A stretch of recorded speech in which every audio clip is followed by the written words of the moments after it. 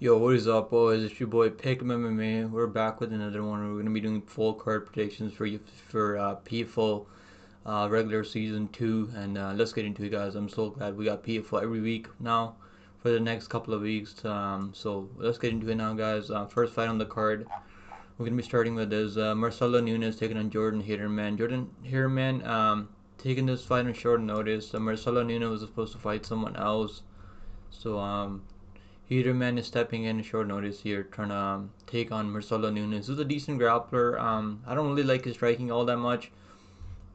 Getting knocked out on the feet, standing TKO'd by Maurice Green isn't the best look, to be honest. But Maurice Green does train with John Jones, so I guess it's not that bad. But just not the best look. You don't want to see that. Obviously, Maurice Green is one of the worst heavyweight fighters out there in MMA fighting right now, in my opinion. But yeah. Marcelo Nunes, he just needs a takedown. I feel like on the feet is not striking isn't that horrendous, but he just looked really terrible in that Maurice Green fight. I just can't get that Maurice Green fight out of my head. Um, and he's coming into this fight over -300, and I think he's gonna get this done with the grappling, but I cannot trust him at this line. There's no way I would bet him at 3-1 here. But I think Nunes is gonna get this done with the grappling, maybe lock in the submission. Um, yeah, and also he's coming in. He's already supposed to be on this card, so he's not the one stepping in a short notice here. But I will take Marcelo Nunes. Maybe with the control time, he just racks up enough control time, wins a decision, wins 2 out of 3 rounds. Heiderman, I mean, his record is honestly not that impressive. He's able to, like, his opponent had an injury in that fight, and then this fight, he was able to get a Americana submission over in LFA. So he's got some decent wins in LFA. He's got some disqualification win over their illegal soccer kicks. So I'm just not that impressed by Jordan Heiderman. Obviously, he's 32 years old. So he's still young. I mean, he's gonna be a younger fighter here, but I do think Nunes gets it done. I'm gonna go Nunes by submission and probably second submission until he gets a takedown. On the feet, it's gonna be tricky. I mean, I really can't. I'm not gonna bet this fight because I don't trust Nunes stand up. But he's tough. He's a tough dude, man. But I'm gonna go Nunes by second submission. Up next, we got Adam Piccolotti taking on Elen Espinosa. I mean, this is a tough matchup, man. Espinosa is coming into this fight as a 2-1 here, and he's got decent grappling, but so does Piccolotti. He's got decent grappling too. He's got submission wins on his record.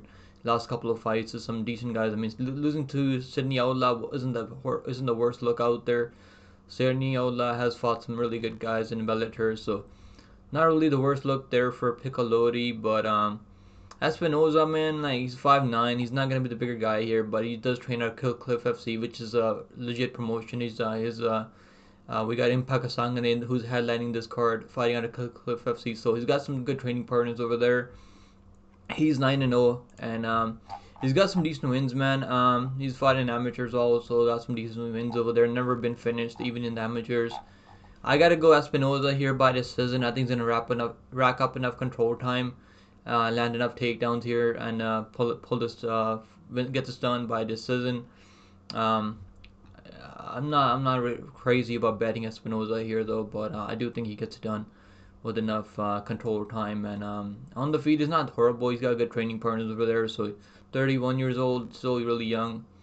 This is a tough matchup though, because Piccolotti is not a bad. He's a good fighter. He's fought some decent opponents in Bellator, and he's got a record of 10-5 in Bellator. So he's fought some decent guys over there. Fought Benson Henderson to a split. So two of his losses are split decisions. So I'm gonna go Espinosa by decision here. Up next, we got Gaji Rabadana taking on Solomon Renfro.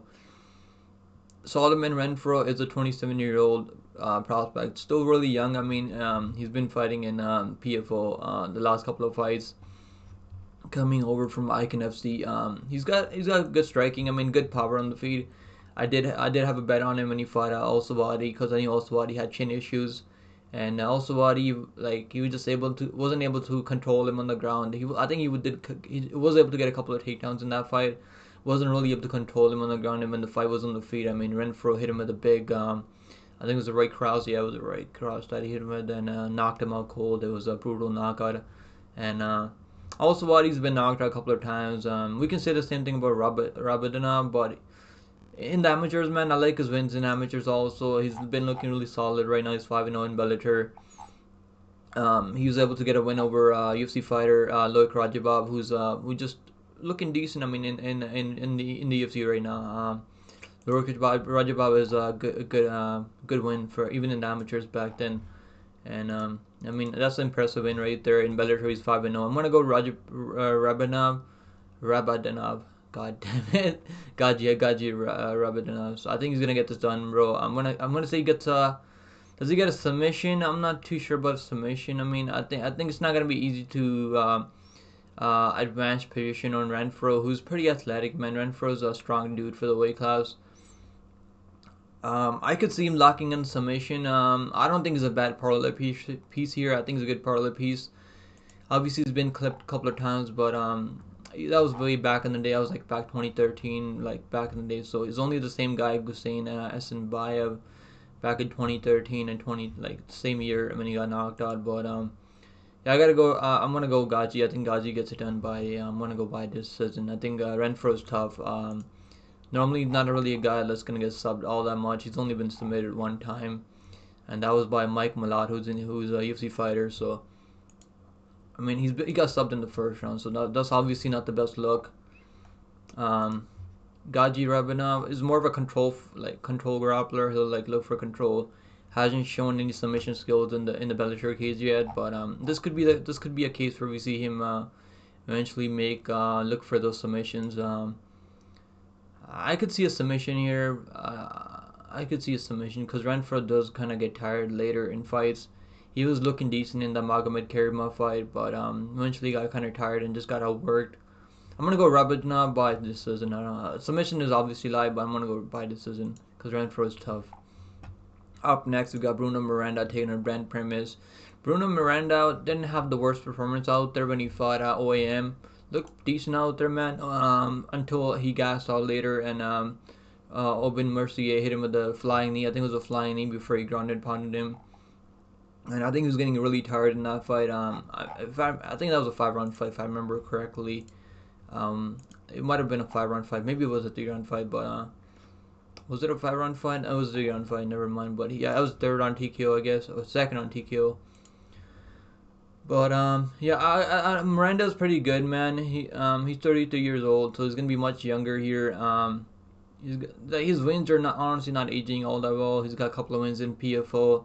Has a split win over Alex Martinez. I gotta go Brent Primus here. I think Brent Primus is still really good, even though he's 39 years old. He wasn't looking terrible in that Usman Nurmagomedov fight. And Usman Nurmagomedov popped for PDs, so they overturned that to a no contest. But yeah, I mean Primus wasn't looking that terrible. People are expecting Nurmagomedov to go out there and starch him early, and that's not what happened there. Primus had some good moments in that fight. Obviously, he was at a big speed disadvantage there. Obviously, Nurmagomedov was levels ahead of a guy like Bruno Miranda. Miranda does have power on the feet. He can definitely clip Primus. We have seen him get knocked out by guys like Shabali, but Shabali's a high-level guy, man. He's fighting Nurmagomedov in a couple of months from now. Lost to Islam Mamedov, who's a good wrestler. I gotta go Brent Primus by decision. I think he can outwork a guy like Bruno Miranda, but obviously he's gonna be he can definitely get clipped and put away. Obviously he's 39 years old. He's not getting any younger, but I think Primus is still he's still got decent enough fight IQ. He still can outwork a guy like Miranda, who doesn't really have the best gas tank behind him. I gotta go Primus by decision. As much as I wanted to pick the new up and comer Miranda, I think Primus is still he can still get this done. He's got wins. I mean, he's got a couple of wins over guys like Bert Nuri and guys like Benson Henderson, who's fighting in karate combat now. I'm gonna go Brent Primus by decision. Up next, we got Yaxi Murav taking on Jacob Nedo. I'm gonna go Jacob Nedo, man. I've been high on this kid, man. He's not a kid, but yeah, I've been high on this guy, man. Nedo. I picked him over Simeon Powell when a lot of people are picking Simeon Powell, the undefeated prospect there. I picked the Nedo by first round knockout there. Obviously, it took him a little bit longer, but I think Powell's a way better striker than Yaxi Murav. Obviously, Yaxi Murav has a lot of experience coming into this fight, so yeah, 80% people are picking Powell there. But yeah, I watched a bunch of tape on this guy, and He's young, man. He's 27 years old, so he's only gonna get better and better every fight. He's got big power, and he's got a decent enough chin. Cause Powell was hitting with some counters too, and he was able to take those shots pretty well. And he's really aggressive, and I like Powell. Nedo, man, I think Nedo is gonna get a knockout here. Yaxi Murav is a all around decent fighter. He can go for takedowns. He's a good kickboxer also.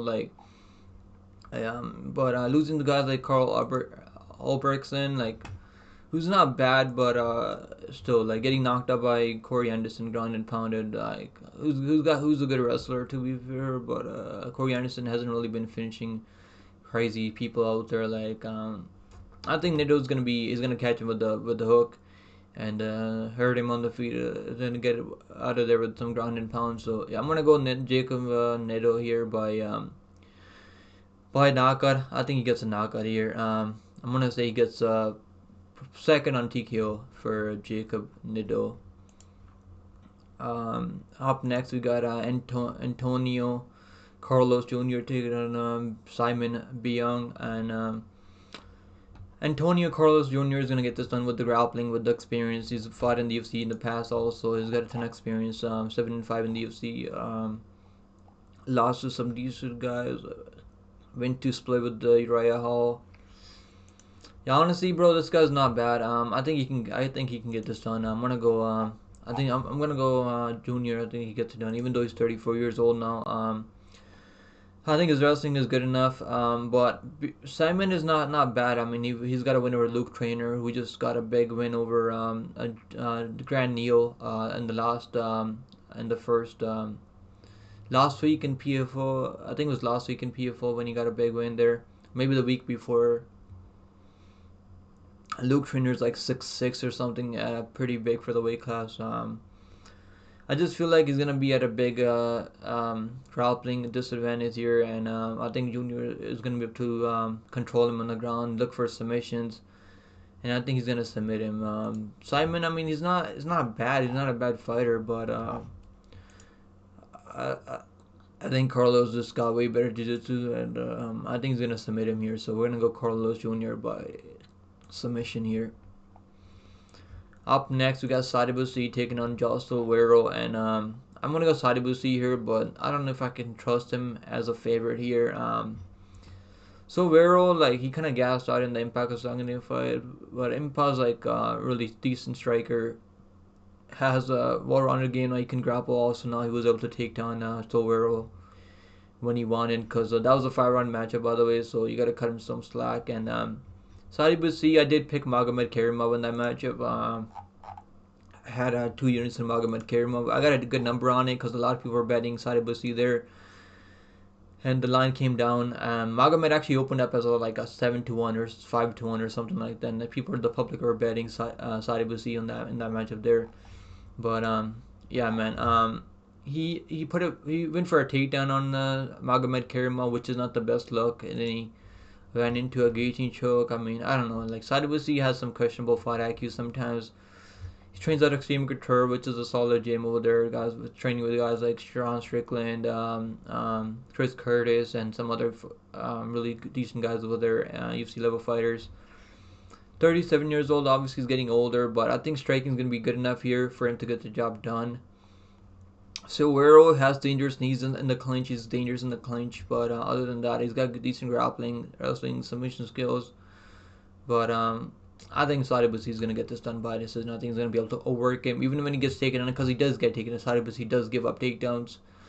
He gave up takedowns to Carlos Leo, but when the fight was on the feet, I mean, the level of striking was the difference. I mean, Sadibou was a much better striker, much better kicker. And I think Carlos Leo has way more power than Josel Guerrero. And so Guerrero training at American Top Team. Obviously, he's training with some really good guys over there, high-level guys. So he's getting some good looks over there.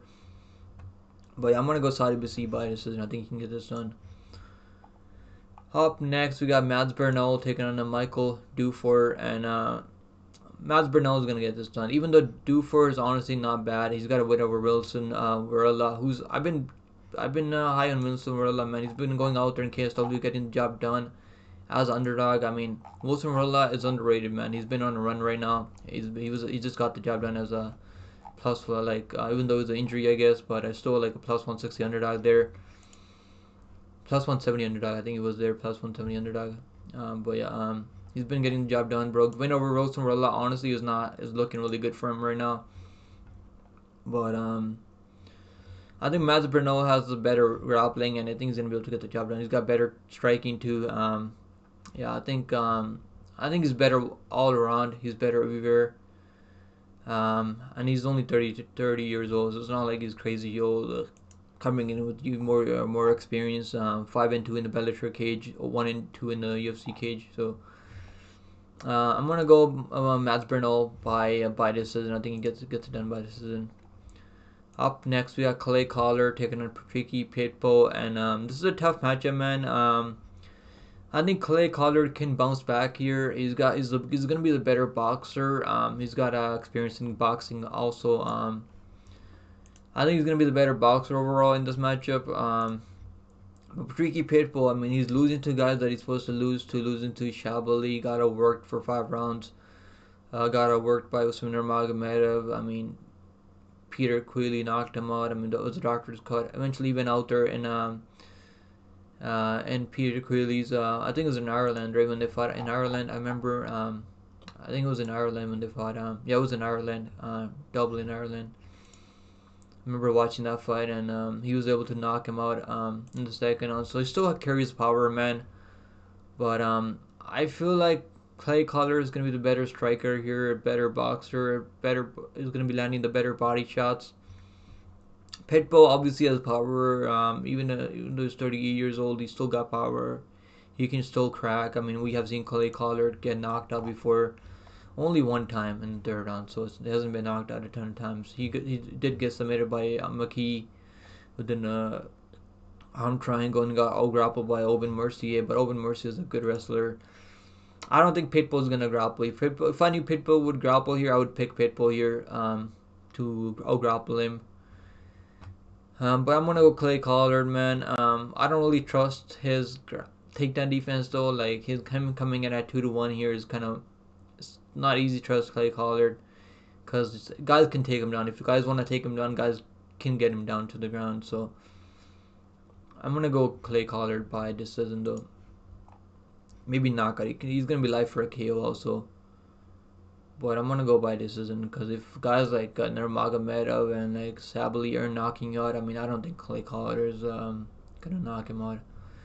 Up next, we got Rob Wilkinson taking on Tom Breese. And as much as I want to pick Tom Breese, man, he cast a submission prop for me at plus 285 over Clayton Sova. And I was really happy with him there, man. That was a big number on a submission prop, because he's known for that grappling. He fought in the UFC in the past, has a split decision, lost to Strickland, former 185 champion. I just don't think he's gonna have success with the grappling here, because Wilkinson, even though he was on the juice, clearly maybe he was on the juice all for all these other fights, I just don't know if he's gonna have success here with the grappling. And I think Wilkinson's gonna be the much better striker, levels ahead of him on the feet. I think Wilkins gonna get this done by knockout. I'm gonna say by knockout. I could also see decision too, because I could see Tom Breese grappling him and Rob Wilkinson scrambling out of grappling positions, out scrambling him maybe on the ground. But Breese is a dangerous submission grappler, so Wilkins is gonna have to watch out. But he's never been submitted before, and I don't think this is gonna be a time when he's gonna get submitted.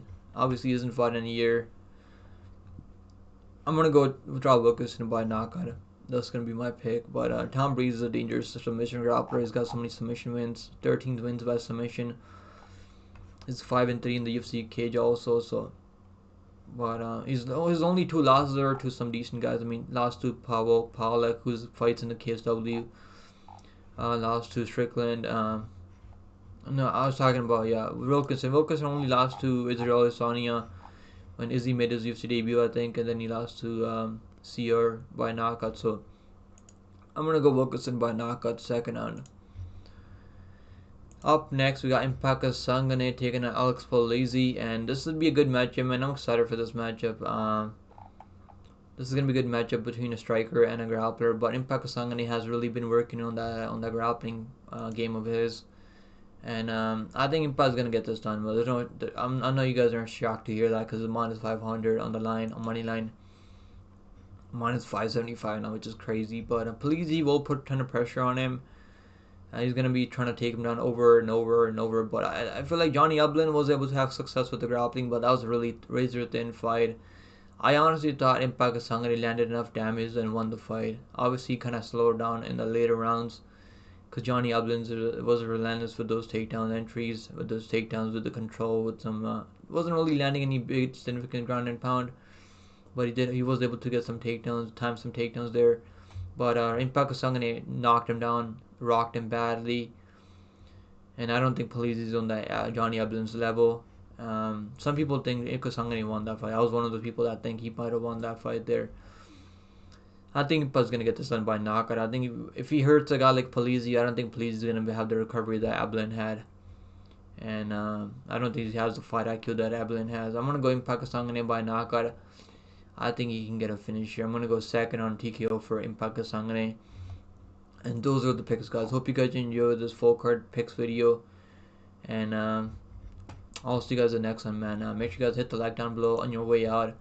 If you guys want to support the channel, become a member. It's only $4.99, and I appreciate all the members. We got over 35 members on this channel now. I appreciate each one of you guys for supporting the channel, and I'll see you guys in the next one, man. Take it easy, and I'll be live for this. I'll be doing a fight companion for this for PFL this Friday on 6 p.m. Eastern time. So make sure you guys come hang out with me.